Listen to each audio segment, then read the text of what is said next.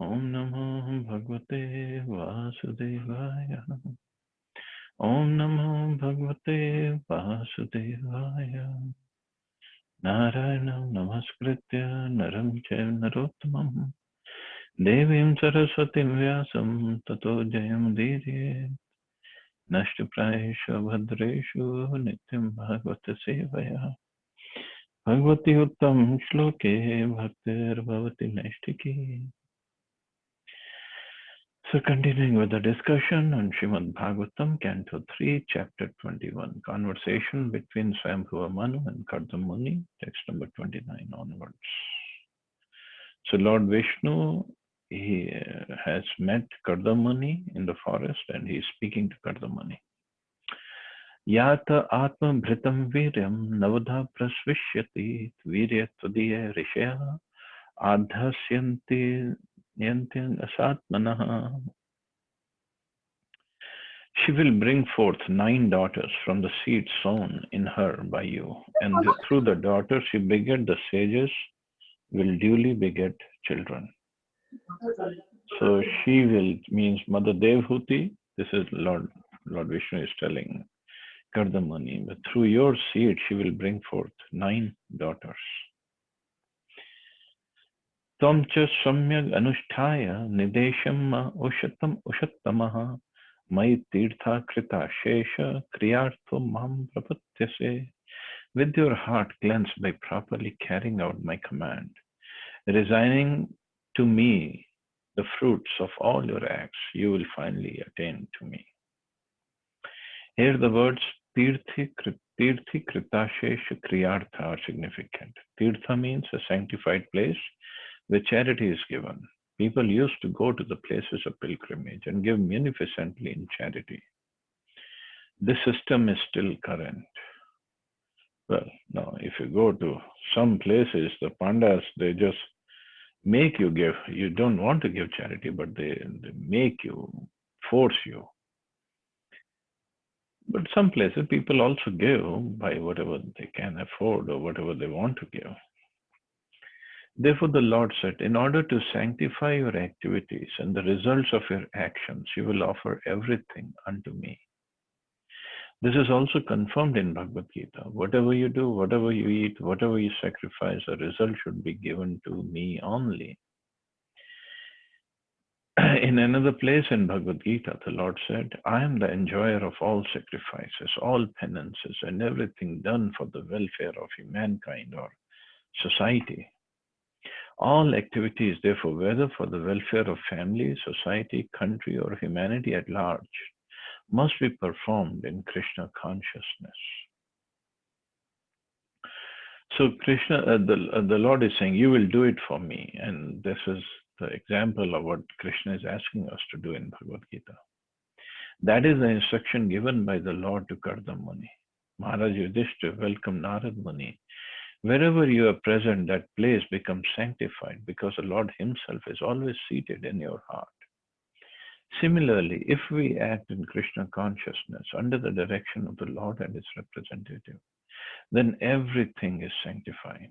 This is the indication given to Kardama Muni, who acted on it and therefore received the most excellent wife and child, as will be disclosed in later verses. So since he surrendered fully to the Lord and he did everything for Lord's pleasure, Lord himself became his son as Kapil Dev.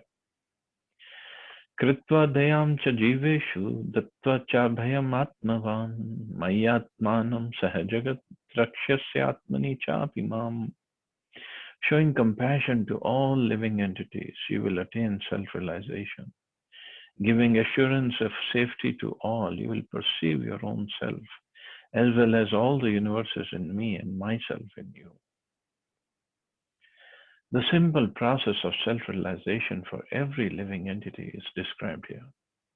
The first principle is to be understood is that the world is a product of the Supreme Will. There is an identity of this world with the Supreme Lord. This identity is accepted in a misconceived way by the impersonalist. They say that the Supreme Absolute Truth, transforming himself into the universe, loses its separate existence. Thus, they accept the world and everything in it to be the Lord. So, impersonalists or Mayavadis say everything is God. You're God, I'm God, this table is God, this computer is God, this phone is God, everything is God. Everything is energy of God, but everything is not God. Prabhupada said that is pantheism, wherein everything is considered to be the Lord. This is the view of the impersonalist. And many times people get very, very much enamored or very much attracted by that kind of philosophy. Oh, yeah, see, everything is God. He's seeing God everywhere. There is a difference, seeing God everywhere and thinking everything is God. We can see God everywhere. We can see Paramatma everywhere. We can see energy of Lord everywhere.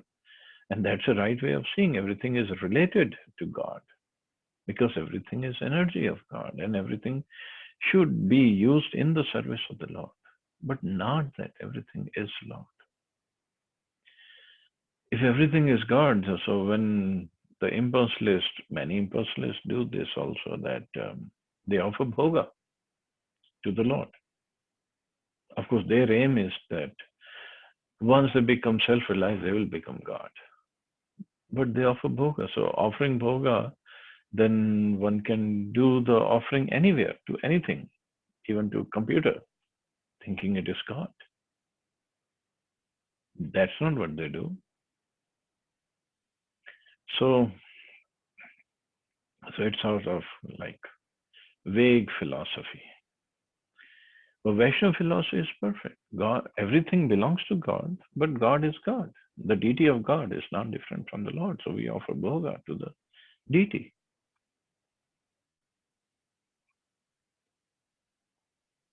But those who are personal devotees of the Lord take everything to be the property of the Supreme Lord. Everything, whatever we see, is the manifestation of the Supreme Lord. Therefore, everything should be engaged in the service of the Lord. That is the oneness. The difference between the impersonalist and the personalist is that the impersonalist does not accept the separate existence of the Lord, but the personalist accepts the Lord. He understands that although he distributes himself in so many ways, he has a separate personal existence. This is described in Bhagavad Gita. I am spread all over the universe in my impersonal form. Everything is resting on me, but I'm not present. There is a nice example regarding the sun and the sunshine.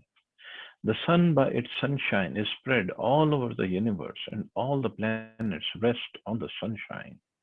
But all the planets are different from the sun planet. One cannot say that because the planets are resting on the sunshine, these planets are also the sun. Nice example. The sunshine is everywhere, and all the planets rest on the sunshine means they are covered over by, because without sunshine, there cannot be life on any planets. But that doesn't mean the planets are sun. Similarly, the impersonal or pantheistic view that everything is God is not very intelligent proposal. The real position, as explained by the Lord himself, is that although nothing can exist without him, it is not a fact that everything is him.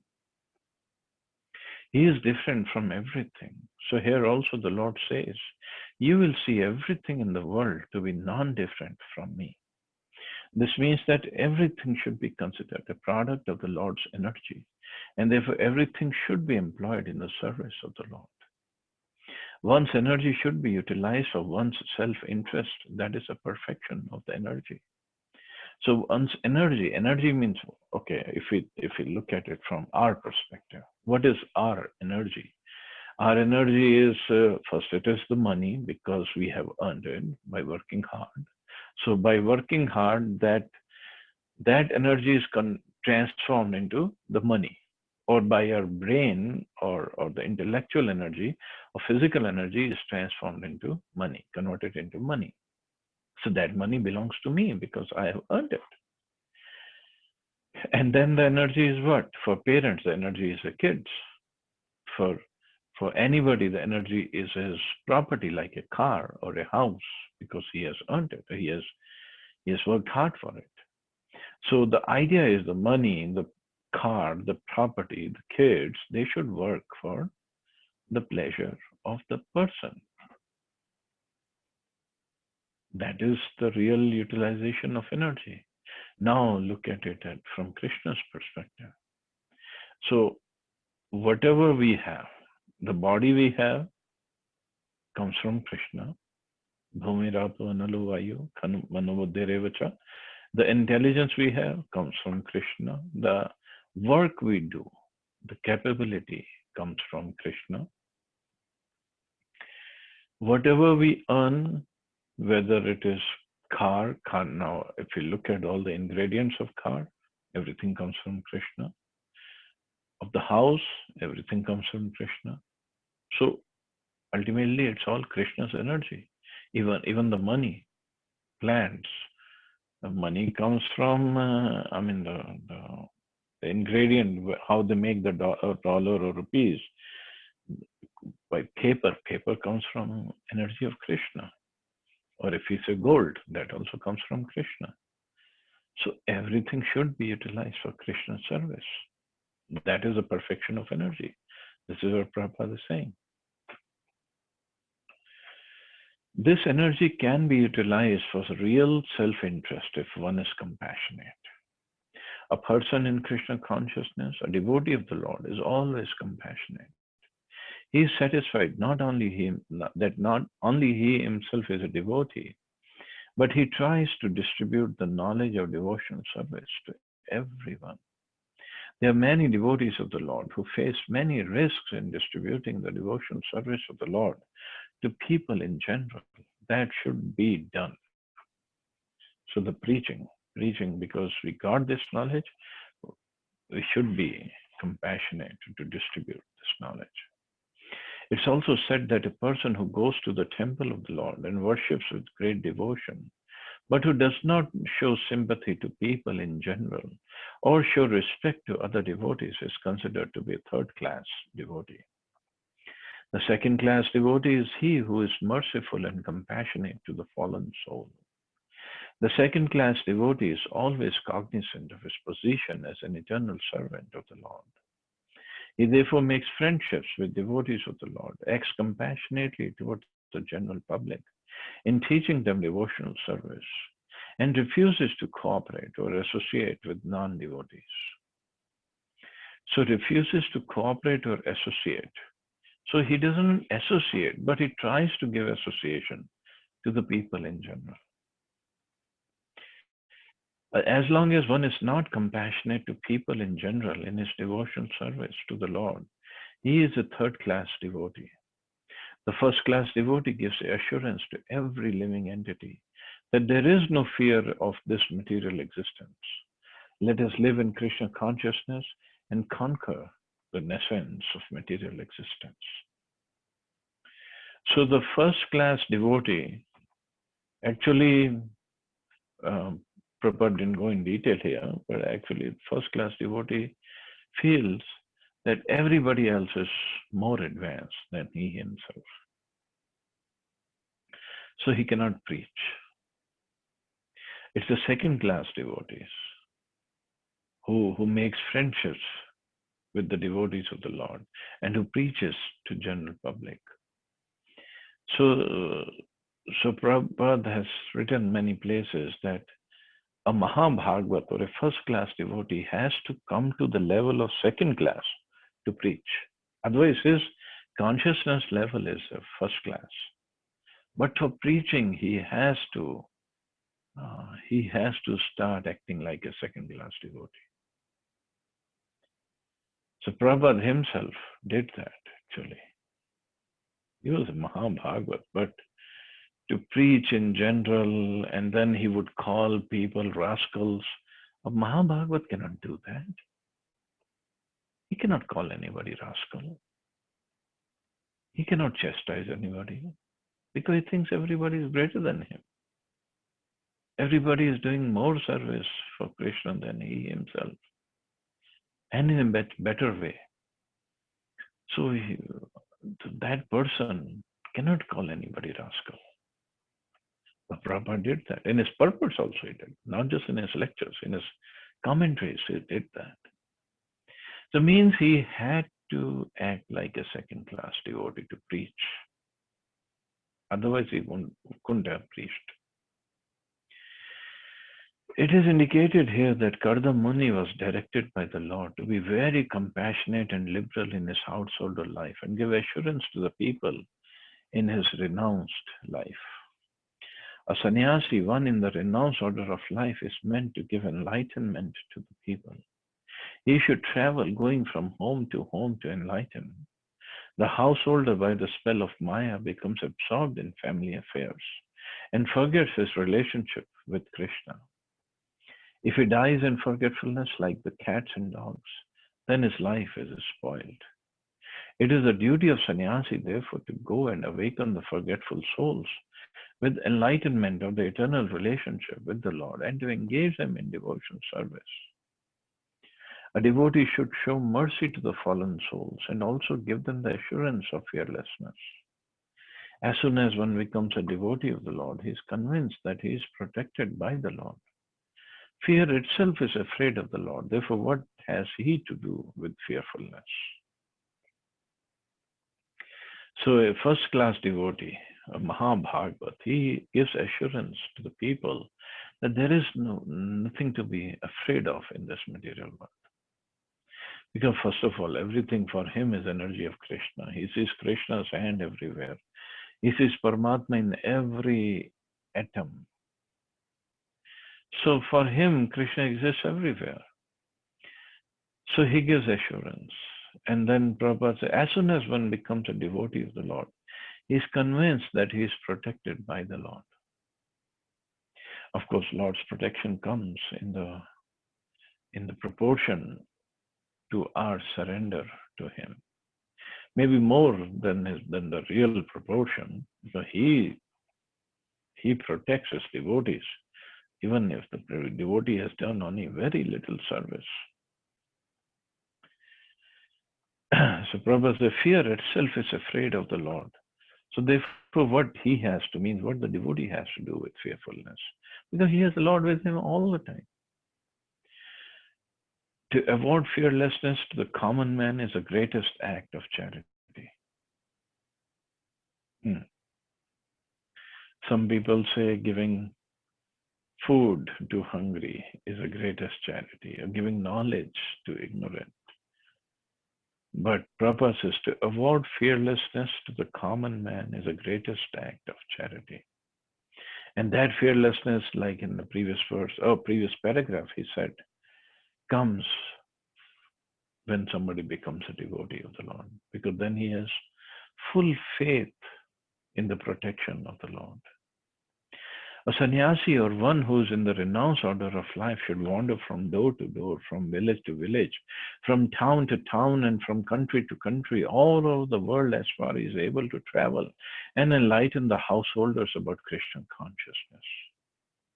A person who is a householder but is initiated by a sannyasi has a duty to spread Krishna consciousness at home as far as possible. He should call his friends and neighbors to his house and hold classes in Krishna consciousness. So that time when Prabhupada was here,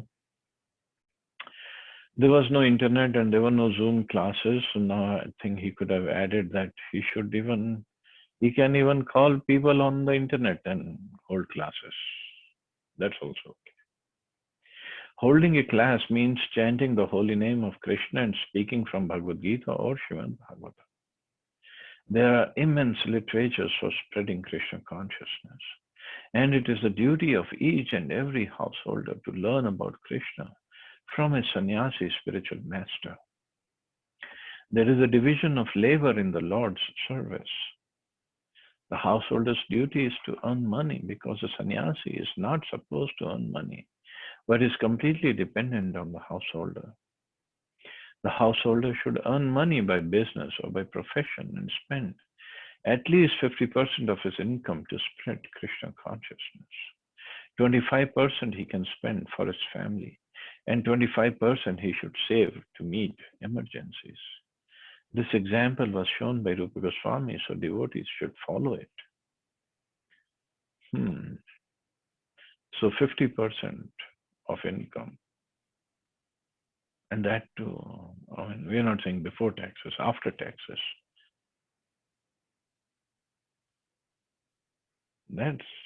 Isn't that difficult? When I was full-time in ISKCON, so that time I could say, but now since I'm earning, it is not that easy, this instruction to follow. But at the same time, if we are chanting, if we are doing so much of services, and then whatever money we are spending, basically, or saving, ultimately it's all going to be used for Krishna. Anyway, whatever we are spending right now is for Krishna, not directly to spread Krishna consciousness, but somewhere or the other. And the money, if we are saving for old age, so that also going to be spent for Krishna only. So idea is to become Krishna conscious. Idea is not to become money conscious. That's the whole thing. Actually, to be one with the Supreme Lord means to be one with the interest of the Lord. Becoming one with the Supreme Lord does not imply becoming as great as the Supreme Lord. It's impossible. The part is never equal to the whole. The living entity is always a minute part. Therefore, his oneness with the Lord is that he is interested in the one interest of the Lord. The Lord wants every living entity to always think about him, to be his devotee, and always worship him. This is clearly stated in Bhagavad Gita, Mam mana bhav madbhakta. Krishna wants everyone always to think of him. Everyone should always offer obeisances to Krishna. This is the will of the Supreme Lord, and devotees should try to fulfill his desire. Since the Lord is unlimited, his desire is also unlimited. There is no stoppage, and therefore the service of the devotee is also unlimited. In the transcendental world, there is unlimited competition between the Lord and the servitor. The Lord wants to fulfill his desires unlimitedly, and the devotee also serves him to fulfill his unlimited desires. There is an unlimited oneness of interest between the Lord and his devotees. So, very nicely, Prabhupada said, Lord is unlimited, his desires are unlimited, his services are unlimited. So the devotee finds unlimited ways to serve the Lord. And in the process, he finds unlimited happiness. So that's the whole bhakti part is. Unlimited happiness in serving unlimitedly the unlimited Lord. And even the devotees are unlimited.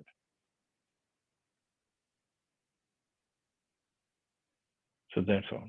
So we get unlimited happiness. That's what we are after. Not limited and very little and temporary happiness. So we'll stop here. See anybody has any questions or comments.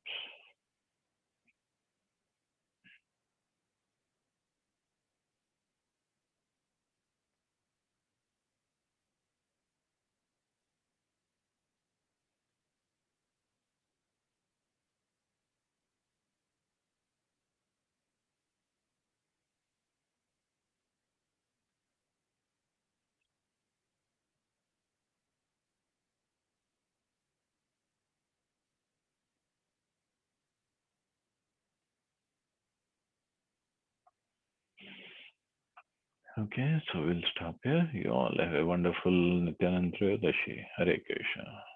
Jai Shri Hare Krishna. Thank you very Hare much, Krishna, Prabhuji. Thank you very much.